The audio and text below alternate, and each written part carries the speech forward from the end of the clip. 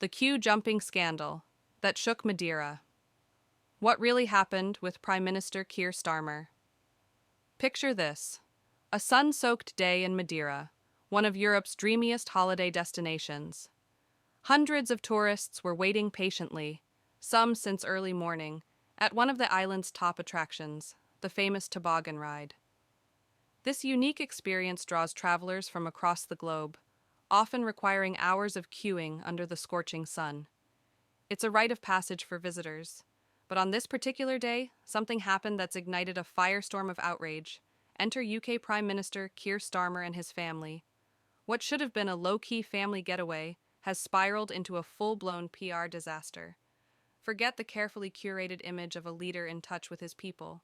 What unfolded next has sparked a wave of fury among tourists and Brits back home. So, what went down? Let's dive into the moment that's gone viral, sending shockwaves across social media and calling Starmer's leadership into question. A day of anticipation turns sour. It all began like any other tourist-filled afternoon. Families, the elderly, and excited visitors fresh off cruise ships stood patiently in line. They had endured the sun, the heat, and restless kids, all because queuing is part of the deal. In Britain, queuing isn't just about order. It's a symbol of fairness, respect, and decency. Then, at 1 p.m., that fairness was shattered. From out of nowhere, two cars pulled up, one filled with security personnel, the other carrying Starmer, his wife Victoria, and their children. Instead of blending in with the crowd or acknowledging the hours others had endured, the Prime Minister and his entourage were ushered straight to the front of the line. No explanations, no apologies, just blatant queue jumping. Tourist fury, a slap in the face. The crowd's reaction was immediate and furious. Cameras came out. Confused whispers turned into loud objections. One tourist caught the moment on film, later venting, "We had been waiting since 10 a.m., pre-booked tickets in hand. Everyone respected the queue, young, old, and tired alike. And then Starmer waltzes in like he's above it all?" It was infuriating. For many, this wasn't just about wasted time or lost patience. It was about principle. When your country's leader bypasses the basic rules of decency, it feels like a betrayal. One British tourist summed it up. Brits pride themselves on queuing. It's part of who we are.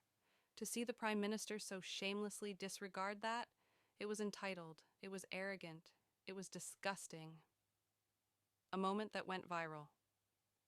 As videos of the incident began circulating online, the backlash exploded. On Twitter, hashtags like #QGate and #Starmer privilege started trending.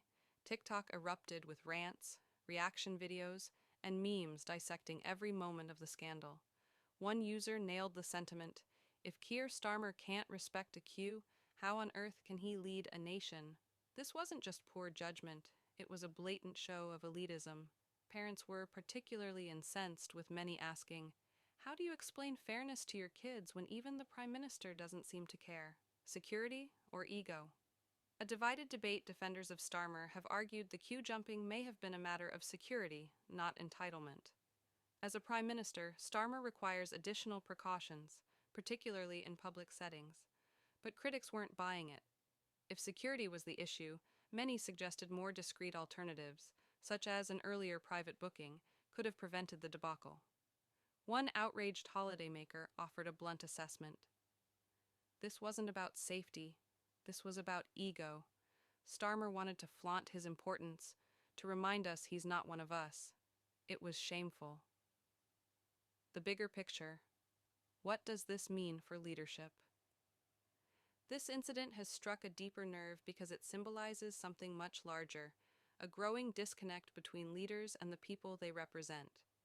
In times of political instability, rising costs, and general frustration with authority, moments like these matter more than ever. One tourist hit the nail on the head. Back home, we're all struggling to get by, paying bills, making ends meet. And then we see our Prime Minister act like the rules don't apply to him. It's insulting. What's next for Starmer? As the scandal continues to dominate headlines and social media, the question remains: Will Starmer address the controversy and apologize? Or will this moment be swept under the rug, dismissed as another minor misstep by those in power? Whatever happens, one thing is clear.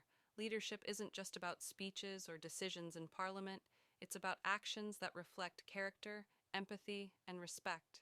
And in this moment, Keir Starmer has fallen painfully short. What's your take on Number Q Gate? Let us know in the comments below.